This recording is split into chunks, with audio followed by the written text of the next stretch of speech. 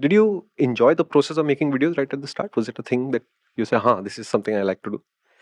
So for me, it was fun because I actually started on the other side of the video process. Hmm.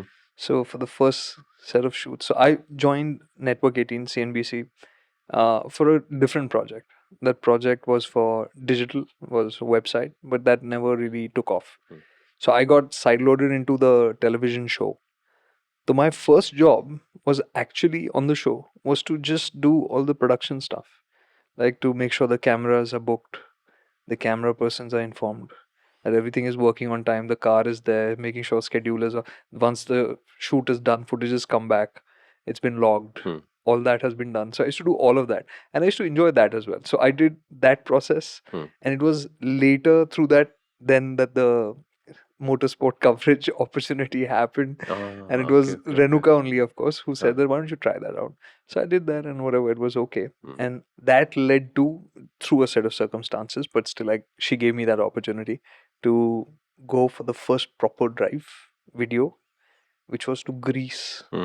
for the new gen BMW X5. Wow, that's a big Straight jump. out, Yeah. straight out. Huh. And that was like crazy. I mean, I honestly didn't think, for some reason, not some reason, my uncle had told me, and he's like the Jyotish of the family. He's like, "Tu country ke bahar kabhi jayega hi nahi." So I thought, no chance I'm going. I said, okay, I'm not going to get the visa.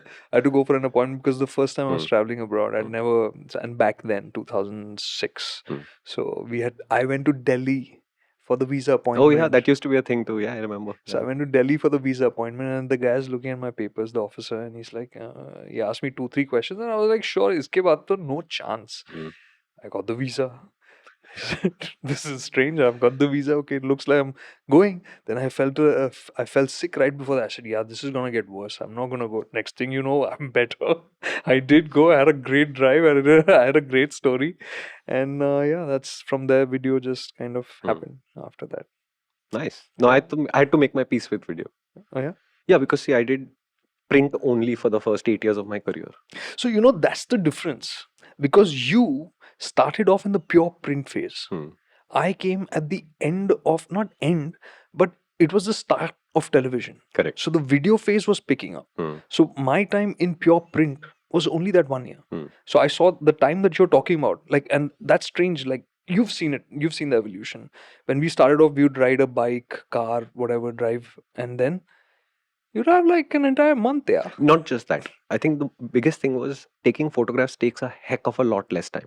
Hmm. So my pattern for the last 8 years, until I started doing the videos, was you get the bike, you do whatever amount of testing you need, and then you and your photographer agree on a date and a place. Then you go there for 2, 3, 4 hours, and you're done. Hmm. And your biggest downtime in all of this is when he's taking the stills and details of this bike, which lasts half an hour, 40 minutes. So in 3 hours, the capturing of this motorcycle is done, and you can go back to your life and riding and having fun and thinking about how you'll write the story and stuff.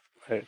And therefore, you had not just time to ride, you had time to think, you had time to write, you had time to say, what is a clever headline, what's a clever first line.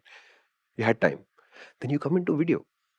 Yeah. And initially, we were doing video and print together. Hmm. So print is happening in the back of your head the whole time. You're always Hmm. thinking about, how do I write this? How do I write? Hmm. Okay, fair.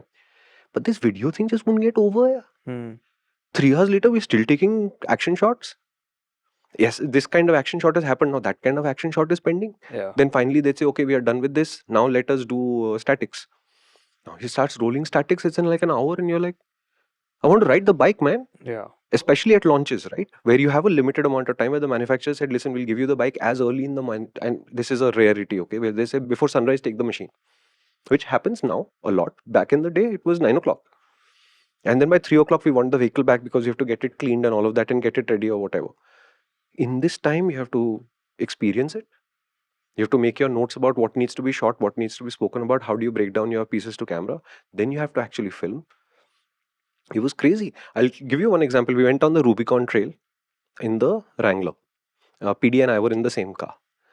And one of the other journalists on the same group, sharing the camera with us, decided he wanted to do a sequential running story where he would film as it went. So we were slower and slower and slower up because they kept stopping and filming. Fair enough. By the time we got to the halfway place, we were camping in the night, halfway up the trail and coming back the next day. the guys who were curating the drive for us, because this is not a thing that you do by yourself. You need people to spot you and tell you how to move the car, otherwise you're going to break the car. They're like, no, you have to go faster, you have to go faster, you have to go faster. We have to, by this point, we reach the halfway point of this drive so that the rest of the drive happens in the daylight. When I get there, I have not shot a single piece to camera yet. It's halfway through the first day is gone. Now what do you do? So then literally that story, I looked at the place that we were at and I told the camera person, will you please give me 20 minutes of your time? So he says, okay, let me finish my sandwich or whatever, I'll come. And I basically said, that's frame 1, frame 2, frame 3, frame 4, frame 5, I'll sit on the Jeep, you figure out the background. And I finished my entire story like that. And it was frustrating because the Rubicon trail is epic. And the way the Wrangler goes down that trail is also epic. But I was pushed into a corner where literally I drove the car for 2 days and I spoke for 5 minutes and I had to do whatever I could and then come back to the office and fill in VOs and hope that the experience was captured. And at that point, to me, making videos like that was just like, oh my God, this is so much work. Yeah. And not because the work is work. It's because I'm not getting to drive, ride. I'm not getting to experience it fully. And I have to keep giving these half-formed opinions because there is a time pressure to do it. You thought this video was long? Boy, oh boy. You gotta head to the main MotorInc channel and see what we can really do.